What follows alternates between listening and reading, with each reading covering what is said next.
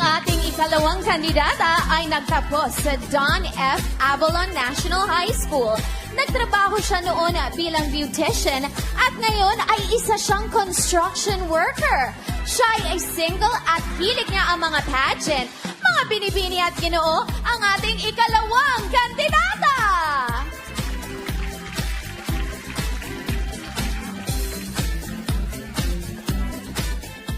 What's up, madlang people? My name is Diwata, 35 anyos, representante, mukhang elefante, at hindi kampante, bastang importante, butante.